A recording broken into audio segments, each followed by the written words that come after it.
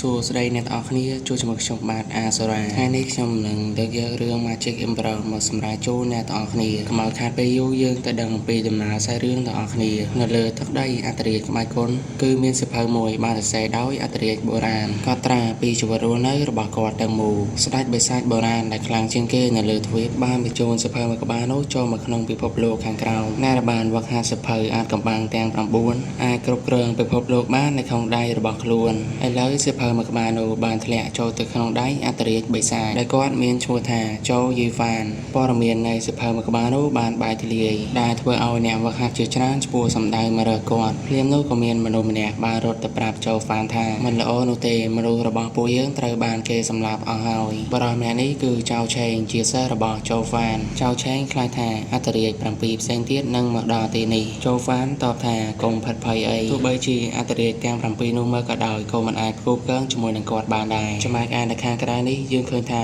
មានមនុស្សជាច្រើនគឺកំពុងតែរងចាំគាត់ជូហ្វាននិយាយថាក្រុមសមរមួយក្រុមដូចជាពួកឯងហ៊ានប្រឆាំងជាមួយនឹងយើងផងហើយនៅពេលភ្លាមនោះគាត់ក៏បានឈ្មោះសម្ដៅទៅលើពួកគេតែម្ដងគាត់ប្រើប្រាស់ត្រឹមតែមួយក្បាច់នោះទេបានសម្លាប់ទៅការមនុស្សប្រមាណអ្នកបាត់ទៅហើយនៅពេលនោះក៏មានសម្លេងបាននិយាយឡើងថាជូហ្វានឯងគឺមិនអាចទៅណាបាននោះទេជូហ្វានសើចឡើងរួចតបថាទីបំផុតអ្នកមើលហើយអន្តរាជ7ផ្ដល់ឲ្យនៅសៀវភៅអាថ៌កំបាំងទាំង9មើលពួកយើងនឹងទុកជីវិតឲ្យឯងជូហ្វានតបថាទោះបីជាពួកគាត់ចូលមើលទាំងអស់គ្នាក៏ដោយក៏មិនអាចធ្វើអ្វីមកកាន់គាត់បានដែរតែឯងនៅតែមិនដឹងទេឬឯងបានខ្លាចទៅជាសត្រូវនៅទឹកដីបរិសុទ្ធទាំងមូលតែឯងគិតថាមិនមាននរណាគេខ្លាំងជាងឯងទេឬអន្តរាជស្រីម្នាក់ទៀតនិយាយឡើងថាជូហ្វានសៀវភៅនោះគឺជាវត្ថុបុរាណរបស់អន្តរាជបុរាណនៅក្នុងទឹកដីបរិសុទ្ធចៅឆេងឃើញបែបនោះនិយាយថាមិនល្អនោះទេនោះគឺជាអន្តរាជខ្លាំងបំផុតនៅក្នុងដែនដីបរិសុទ្ធជូហ្វាននិយាយថាខ្លាចជាសត្រូវនៅក្នុងដែនដីបរិសុទ្ធទាំងមូលបើសិនយើងខ្លាចជាមនុស្សអាក្រក់ទៅហើយយើងនឹងបំផ្លាញពួកឯងទាំងអស់គ្នាប៉ុន្តែនៅពេលនោះមានផ្លែដាវបានទម្លុះទ្រូងរបស់គាត់បាត់ទៅហើយនោះជ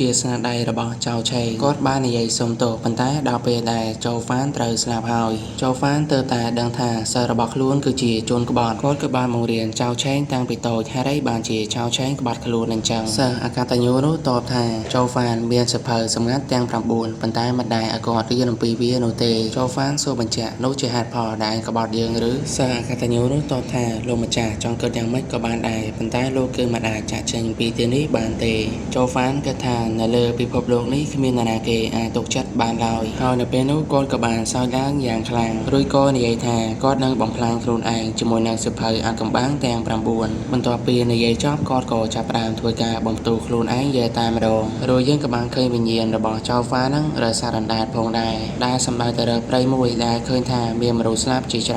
នហើយពលិងរបស់គាត់បានចូលទៅកាន់ក្មេងប្រុសម្នាក់នៅទីនោះចៅហ្វាភ្ញាក់ឡើងមកវិញរួចគិតថាតើនេះជារាងកាយរបស់គាត់មែនទេមិននឹកស្មានថាគាត់បានចាក់កំណើតនៅក្នុងរាងកាយក្មេងប្រុសនេះទៅវិញសោះហើយនៅពេលភ្លាមនោះគាត់ក៏បានលើសំឡេងចេញពីព្រៃនៅជិតនោះយើងឃើញថាមានឆ្កែចឆក់ជាច្រើនសម្លឹងមើលគាត់ដូចចង់ស៊ីសាច់ទាំងរស់រួចពួកវាក៏បានឈួរសម្ដៅមករកជូហ្វានប៉ុន្តែជូហ្វានគ្រាន់តែក្រឡេកភ្នែកសម្លក់បន្តិចហ្នឹងពួកវាក៏បានភ័យខ្លាចរត់រើព្រះអាយុបាត់អស់ហើយនៅពេលនោះគាត់ក៏បានប្រទះទៅនឹងបារម្ភម្នាក់ដែលហៅឲ្យជូហ្វាននឹងជួយគាត់ផងជូហ្វានគិតថាបារម្ភម្នាក់នោះប្រហែលជាធ្លាប់ស្គាល់រាងកាយក្មេងប្រុសមួយនេះហើយបើមើលទៅគាត់ក៏ស្ថិតនៅក្នុងអាណាចក្រទី1ស្រទាប់ទី2ផងដែរភ្លាមនោះជូហ្វានក៏បានចាប់ទៅកាន់ផ្ទៃមុខបារម្ភម្នាក់នោះបារម្ភម្នាក់នោះដឹងថាជូហ្វាននៅចំពោះមុខគាត់នេះមិនមែនជាមនុស្សដែលគាត់ធ្លាប់ស្គាល់នោះទេជូហ្វានតបថាត្រូវហើយរួចគាត់ក៏បានប្រើទឹកនៅសម្ងាត់ចេញអំពីសៀវភៅអាថ៌កំបាំងទាំង9គឺបានស្រូបយកធម្មពលបារម្ភម្នាក់នោះធ្វើឲ្យគាត់នឹងស្រែកឡើងទាំងការជឿចាប់រួចពេលវេលាក៏កន្លងមកដល់ព្រឹកថ្ងៃថ្មីជូហ្វានក៏បានចម្រាញ់ធម្មពលដែលគាត់បានស្រូបយកកាលពីយប់មិញ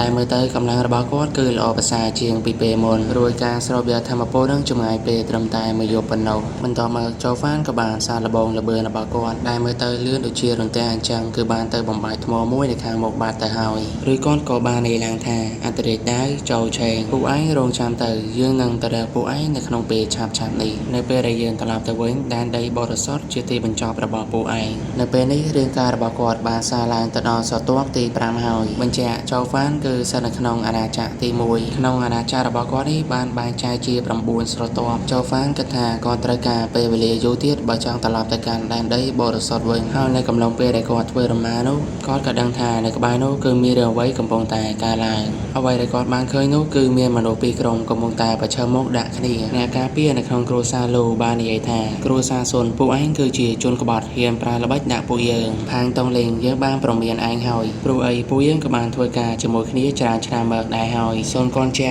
យើងប្រាប់ឯងហើយហួយឡុងចាងគឺជាសិល្បៈក្បាច់គុនខាងវិញ្ញាណរបស់គ្រួសារលោពីមួយជំនាន់ទៅមួយជំនាន់ពួកយើងមិនផ្ដោតវាឲ្យទៅឯងជាដាច់ខាតទោះបីជាពួកយើងត្រូវស្លាប់ក៏ដោយបងរបស់នាងក៏បន្តថាចង់ទៅសម្លាប់ពួកគេនោះចោលហ្វានក៏ដឹងថាគ្រួសារលោនេះកំពុងតែមានបញ្ហាដែររួចគាត់បន្តពីឃើញរឿងនេះហើយដូចជាមានអារម្មណ៍ចម្លែកអ្វីនោះទេរួចគាត់គឺមិនចង់ពាក់ព័ន្ធក្នុងចំនួនមួយនេះឡើយរួចក៏បានធ្វើរមាចាស់ចេញពីទីកន្លែងមួយនោះប៉ុន្តែគ្រាន់តែបោះជំហានចេញទៅភ្លាមរាងកាយរបស់គាត់ចាប់ផ្ដើមធ្វើទុកតាមរងហ្វានគិតថាតើមានរឿងអ្វីកើតឡើងចំពោះខ្លួនគាត់នឹងដោយបេះដូងរបស់គាត់នឹងគឺឈឺចុកចាប់ខ្លាំងណាស់ដំបូងគាត់គិតថានេះគឺជាអត្តពលចេញមកពីការវឹកហាត់របស់គាត់ហើយប៉ុន្តែបើមើលទៅកាន់រាងកាយរបស់ក្មេងនេះដូចជាគ្មានបញ្ហាអ្វីនោះទេដល់អ្វីគ្រប់យ៉ាងនៅក្នុងខ្លួនរបស់គាត់គឺធម្មតាទាំងអស់បើអញ្ចឹងតើមានរឿងអ្វីដែលខុសប្រក្រតីមែនទេបន្ទាប់មកគាត់ក៏ធ្វើរមាត្រឡប់ទៅកាន់ទីកន្លែងមួយនេះវិញបន្ទាប់ពីគាត់បានឃើញសមាជិកគ្រួសារលោកការជឿចាំរបស់គាត់ក៏បានបាត់ទៅវិញបន្ទាប់ពីគាត់បានគិតអំពីរឿងដែលកើតឡើងនេះគាត់ក៏បានដឹងថានេះគឺជាវេទមន្តបេះដូងវេទមន្តមួយនេះគឺមិនខុសអ្វីពីបណ្ដាសានោះទេបើសិនបើហ៊ានតែបំបែកវេទមន្តនេះនឹងត្រូវបានស្លាប់ភ្លាមរួចហ្វានក៏ពិនិត្យមើលទៅកាន់ការចងចាំរបស់ក្មេងប្រុសម្នាក់នេះ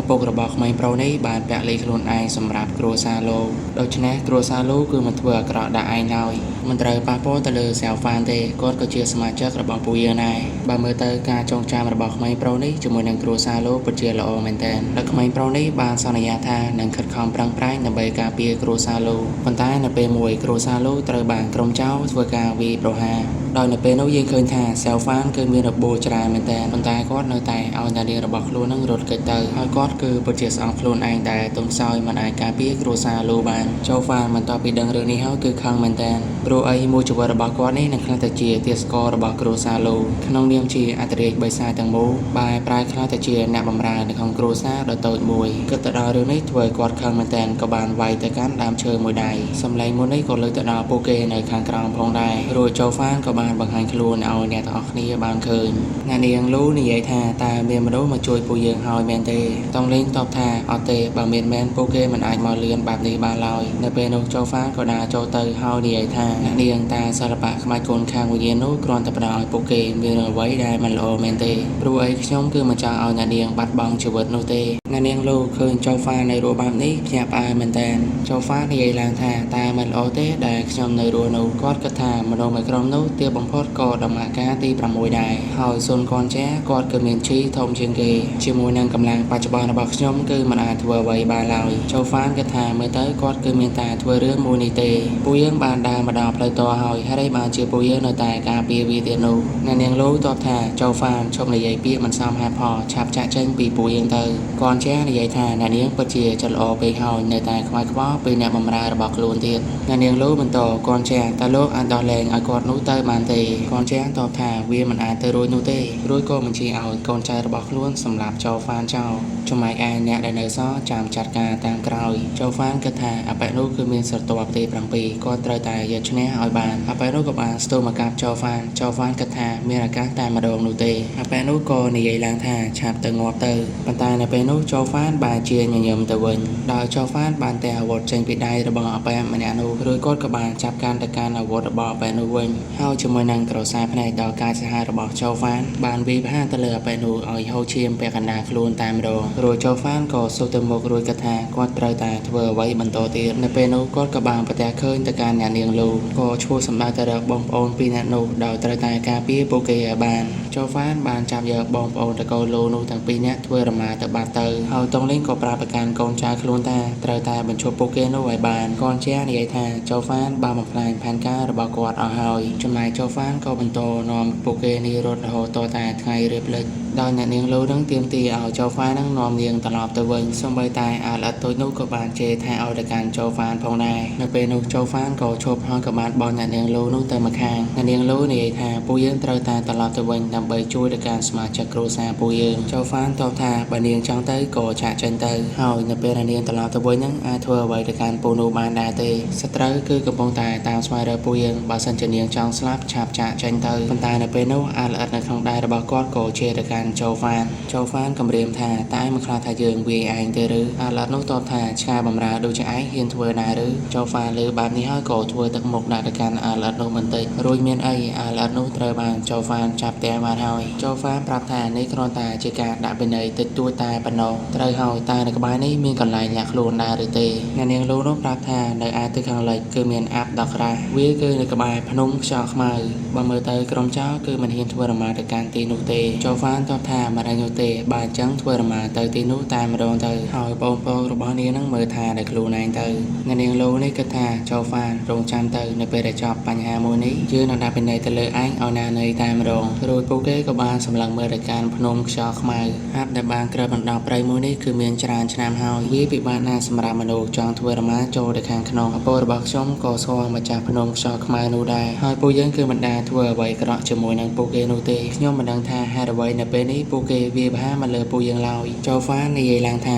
ទីកន្លែងនេះពិតជាល្អអ្នកនាងលូចង់ឲ្យโจហ្វានឹងមើលថាប្អូនប្រុសរបស់ខ្លួនរួចនាងនឹងទៅបញ្ឆោតក្រុមចៅទាំងអស់នោះโจហ្វាមិនយល់ស្របនោះទេដោយសារអីគាត់គឺមិនចេះមើលក្មេងឡើយបើសិនបើនាងហ៊ានតែចាក់ចេញទៅខ្ញុំនឹងសម្លាប់ក្មេងនេះចោលភ្លាមបងប្អូនគេពីរនាក់នោះលើបែបនេះហើយក៏រៀងខឹងផងដែរโจហ្វាបន្តបើនាងទៅគឺមិនខុសអ្វីពីទៅរកស្លាប់ឡើយខ្ញុំប្រាប់នាងទៅចូលជីវិតរបស់នាងពិតជាមានតម្លៃពួកវានឹងកំចាត់គាន់ជានឹងក្រុមចៅនៅទីនេះពេលអ្នកនោះលើបែបនេះក៏ថាឲ្យโจហ្វាល្ងងផងដែររួចក៏សួរថាโจហ្វាតើលោកអាចធ្វើអ្វីបានដែរទៅโจហ្វាតបថាមនុស្សមួយក្រុមនោះគឺមិនអាចប្រៀបស្មើជាមួយនឹងគាត់โจហ្វាបានទេឥឡូវនេះនាងចង់ស្ដាប់តាមគំនិតរបស់ខ្ញុំឬក៏ចង់សូមពួកគេនោះចូលចាញ់โจហ្វាគាត់គឺចង់បានថ្មខាងវិញ្ញាណនៅសល់របស់គ្រួសារលោកនៅនាងលូលើហើយក៏បានបោះចិញ្ចៀងផ្ទុកនោះទៅឲ្យโจហ្វារួចនាងគម្រាមថាបើโจហ្វាហ៊ានតែកុហកនាងគឺមិនលើកលែងឲ្យโจហ្វានោះទេโจហ្វាតបថាកុំបារម្ភអីណានាងរងចាំនៅទីនេះហើយអាឡិតនោះបាននិយាយថាโจហ្វាពិតជាឆ្លើយមែនទែនណានាងលូប្រាប់ប្រកាន់ប្អូនខ្លួនថាទោះបីជាយ៉ាងណាគាត់ក៏បានជួយជីវិតរបស់ពួកយើងដែរប៉ុន្តែនៅក្នុងចិត្តគិតថាហេតុអីបានជាโจហ្វាផ្លាស់ប្ដូរបែបនេះโจហ្វាធ្វើរមាចូលទៅក្នុងព្រៃរួចគិតថាទីកន្លែងនេះជាទីកន្លែងដ៏ល្អសម្រាប់រៀបចំក្បួនវេទមន្តដល់ទីកន្លែងមួយគាត់ក៏និយាយឡើងថាបើកទ្វារខ្មោចរួចគាត់ក៏បានបញ្ចេញចិញ្ចៀនផ្ទុករបស់គ្រួសារលោករួចនិយាយឡើងថាបើសារក្រក់ដល់ពេលដែលឯងត្រូវចេញមកហើយរួចក៏យកដៃរបស់ខ្លួនចង្អុលចូលទៅខាងក្រោមរួចបន្តថាដំណើរការចំណែកឯនៅខាងបងប្អូនពីរនាក់នេះវិញពួកគេឃើញថាអាប់នៅក្នុងព្រៃនេះគឺបានរសាត់បាត់អស់ហើយនៅពេលโจហ្វាមកដល់ក៏សួរថាតើមានរឿងអ្វីកើតឡើងមែនទេโจហ្វាក៏ប្រាប់ឲ្យអ្នកនាងលូនោះត្រជាក់ចិត្តសិនទៅរួចឲ្យនាងធ្វើរមាមកតាមខ្លួនដើម្បីគាត់បង្រៀននៅវេទមន្តដើម្បីសម្លាប់ក្រុមចៅទាំងអស់នោះតែម្ដងអ្នកនាងលូភ្ញាក់ផ្អើលមែនតែនេះជាវិធីដើម្បីកម្ចាត់ពួកគេមែនទេនាងដឹងថាវិធីសាស្ត្រនៅក្នុងការបង្កើតក្បួនពិតជាមានតម្លៃណាស់សូម្បីតែក្បួនកម្រិតទី1ហ្នឹងក៏មានតម្លៃរាប់ម៉ឺនសែនថ្មវិញ្ញាណដែរគាត់គ្រាន់តែជាអ្នកបម្រើធម្មតាទេហើយបានដឹងអំពីវិធីបង្កើតក្បួននេះโจហ្វាប្រាប់ថាកុំបារម្ភអីខ្ញុំនឹងដាក់ដែនកំណត់ដែលអាចឲ្យនាងរៀនពីវាបានរួចគ្រាន់តែរងចាំទៅពួកវាទាំងអស់នោះនឹងត្រូវស្លាប់ហើយនៅខាងនេះវិញតង់លីងត្រូវបានក្រុមកូនចាស់នេះចាប់ជាប់បាត់ហើយតង់លីងទាមទារឲ្យកូនចាស់នេះសម្លាប់គាត់ចោលតែម្ដងទៅប៉ុន្តែកូនចាស់ចង់ទុកតង់លីងនេះធ្វើជាចំមាត់ខ្មាំងព្រោះអីអ្នកនាងលូមិនដែលបោះបង់អ្នកក្រោមបង្គាប់របស់ខ្លួននោះទេហើយនៅពេលនោះពួកគេក៏បានឃើញមនុស្សម្នាក់អង្គុយនៅក្រោមដើមឈើម្នាក់នោះគឺជាโจហ្វាដែលបានសម្លាប់ទៅកាន់អបិមេធាត់កាលពីពេលថ្ងៃโจហ្វានិយាយថាសួស្ដីអ្នកទាំងអស់គ្នាខ្ញុំបានរងចាំយូរហើយកូនចាស់និយាយថាឯងពិតជាក្លាហានណាស់ដែលហ៊ានបង្ហាញមុខនៅចំពោះមុខយើងរួចក៏បានបញ្ជាទៅកាន់កូនចៅរបស់ខ្លួនសម្រាប់ទៅកាន់โจហ្វាតែម្ដងโจហ្វាឃើញបែបនេះហើយគឺមិនមានការផិតភ័យអ្វីឡើយនៅពេលដែលកំបិតអបិនោះជិតទៅដល់គាត់ក៏និយាយថាបងប្អូនគ្រួសារលូស្ថិតនៅក្នុងកំណាប់ដៃរបស់គាត់កូនចាស់ឮហើយក៏ឲ្យកូនចៅរបស់ខ្លួននឹងឈប់សិនកូនចាស់ក៏សួរបញ្ជាក់ថាโจហ្វាឯងពិតជាបានចាប់ពួកគេមែនទេโจហ្វានិយាយថាកូនចាស់ឥឡូវពួកយើងធ្វើកិច្ចព្រមព្រៀងមួយទៅកូនចាស់សួរថាតើឯងចង់បានយ៉ាងម៉េចដែរโจហ្វាប្រាប់ថាគាត់នឹងប្រកល់ពួកគេទាំងពីរនាក់នោះប៉ុន្តែលោកគឺត្រូវតែធានាពីអនាគតរបស់ខ្ញុំកូនចាស់សួរថាហេតុអីបានជាឯងក្បត់គ្រួសារលូអញ្ចឹងโจហ្វាក៏សួរសំណួរដដែលនេះបូទៅវិញខ្ញុំក៏ចង់ដឹងពីមូលហេតុរបស់លោកដូចគ្នាโจហ្វាបន្តថាមនុស្សយើងគឺមិនអាចបំផ្លាញខ្លួនឯងទេតែមនុស្សម្នាក់នៅក្នុងគ្រួសារលូអាចស្ដារកម្លាំងបានមកវិញដែរឬការដោះដូរជីវិតរបស់ពួកគេសម្រាប់អនាគតរបស់ខ្ញុំមិនល្អទេឬខ្ញុំក៏បានលះពួកគេនៅចុងបញ្ចប់នៃខ្សែក្រហមមួយនេះប៉ុន្តែវាគឺមានច្រើនខ្សែមានតែ តែមួយខ្សែនោះទេដែលអាចស្វែងរកពួកគេនោះឃើញហើយដើម្បីសុវត្ថិភាពគួរតែប្រើប្រាស់ខ្សែពណ៌ក្រហមទៅហើយក៏បកគោខ្សែមួយនោះទៅកាន់កូនជាតបថាកំណត់ល្អពីងាយស្រួលនៅក្នុងការស្វែងរកពួកគេនៅក្នុងព្រៃចូលអាប់មួយនេះយើងយល់ស្របនៅកិច្ចព្រមព្រៀងមួយនេះខ្ញុំសង្ឃឹមថាឯងគឺមិនកុហកយើងទៅចុះហ្វានតបថាអ្វីដែលគាត់និយាយសុទ្ធតែជាការពិតកូនជាបន្តបើនិយាយទៅយើងមិនទុកចិត្តឯងសំបីតែបន្តិចគ្រាន់តែនិយាយចប់អ្នកទាំងពីរនេះក៏សើចឡើងកូនជាក៏ឲ្យហ្វាននឹងចាប់នាំផ្លូវទៅវីដេអូអាចនឹងមានសំឡេងរំខានច្រើនសង្ឃឹមថាគ្នាយើងយកផងបើសិនបើគ្នាយើងចង់ឧបត្ថម្ភមកកាន់ខ្ញុំបានក៏អាចឧបត្ថម្ភបានតាមរយៈ QR Code ដែលមាននៅលើវីដេអូនេះដោយរាល់ការដូនេតរបស់អ្នកទាំងអស់គ្នាគឺជួយមកដល់រូបខ្ញុំបានច្រើនមែនទែន